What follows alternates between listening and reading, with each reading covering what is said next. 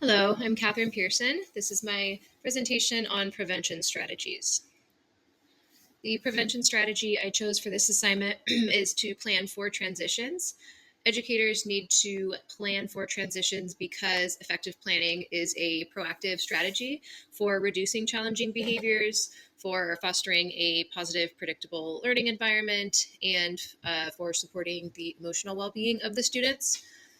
When teachers clearly prepare the children for a change in the activity, the of the planned transitions help reduce anxiety and frustration that can come from just the unknown, which then reduces their resistance and outbursts. Predictable, well executed transitions reinforce the classroom's expectations and routines and make children feel more secure and more in control. The focused preparation not only saves instructional time, but also supports children's well being and provides opportunities for the educators to really acknowledge the students' feelings. It's important for teachers to model the behaviors that they expect the children to do and also teach coping skills and strategies because not all students are able to transition in the same way. How do transitions work? They work as a bridge between activities, and their purpose is to guide children smoothly and predictably through the school day while minimizing just disruption and stress. The effectiveness of the transitions really relies heavily on prevention strategies, such as establishing consistent routines, using visual cues, using music, which I loved using music, which signals an upcoming change. Teachers can also use modeling and role playing to demonstrate the expected behaviors in a clear way that children can then imitate. And it allows the kids to practice the steps before the actual transition occurs. And again, just careful preparation and planning includes talking with parents and caregivers, understanding what routines look like in their home and how parents and teachers can just be on the same page and help just get that extra practice at home. Implementation. To implement effective transitions, educators should first establish a foundation of using visual cues and just very clearly communicated expectations so the students really know what comes next. By offering consistent support and partnering with families, teachers can really address individual needs and make transitions fun and engaging, which helps ensure a positive classroom atmosphere. So, using visual cues, a daily schedule that indicates upcoming transitions, and having that schedule near where the children are so they can see it will really help them just prepare for what their day looks like. Visual aids that clarify what comes next can help their comprehension and just really reduce anxiety during the activity. The expectations really should be communicated clearly. Using first then statements really helps outline what the children need to do before they can engage in an activity. So, for example, like first we clean up the toys and then we can go outside. Providing feedback and praise is also really helpful in supporting children transitioning from activity to activity. Giving positive feedback once tasks are completed and reinforcing their efforts can really help. You can say just like you did a great job cleaning up.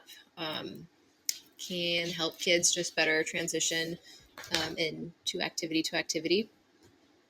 Sharing strategies with families is also really important. Educators and teachers should communicate with parents and caregivers about the strategies that they use in the classroom and encourage them to use similar techniques at home.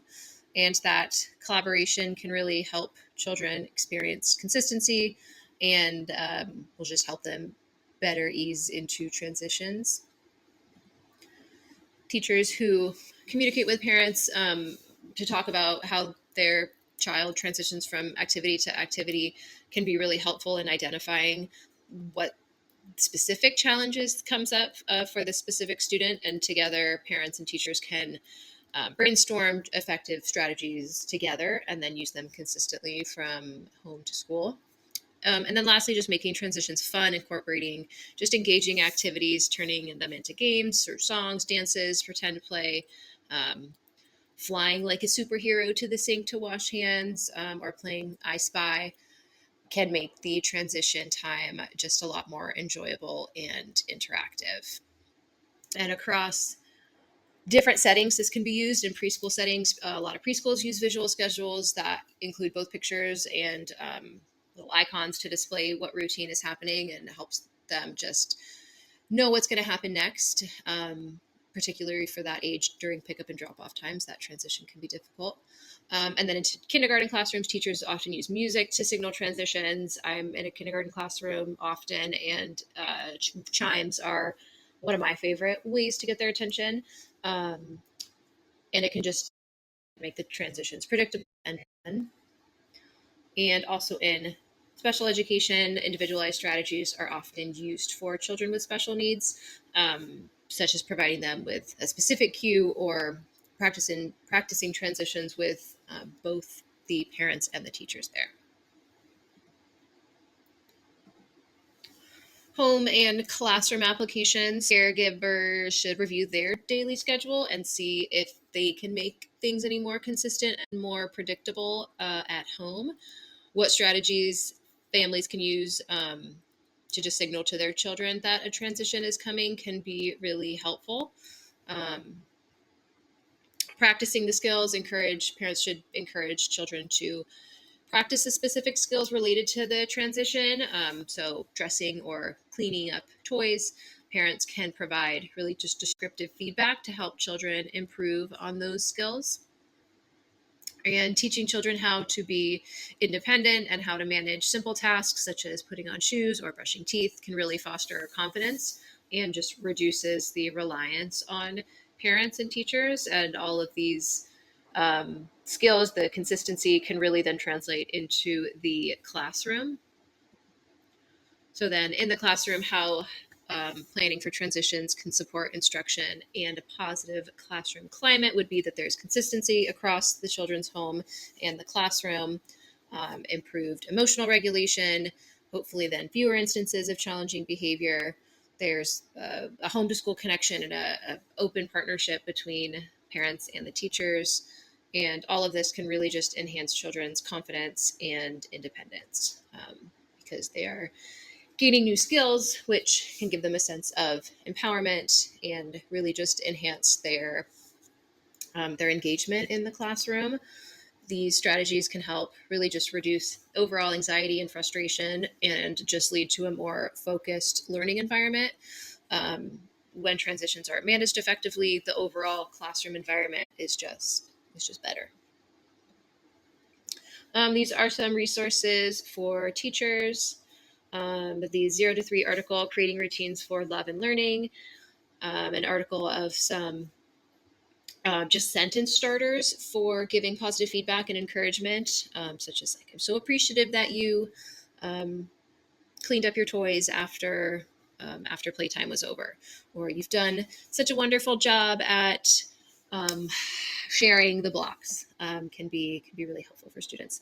And then an interactive activity that teachers can do is just the first then statements and just turn that into a daily routine. Educators and parents can just facilitate smoother transitions and reduce instances of challenging behavior using these statements. An example is, first we will clean up the toys and then we will go outside. And this will all hopefully lead to a positive learning environment for these little preschoolers. And these are my references. Thank you very much for watching.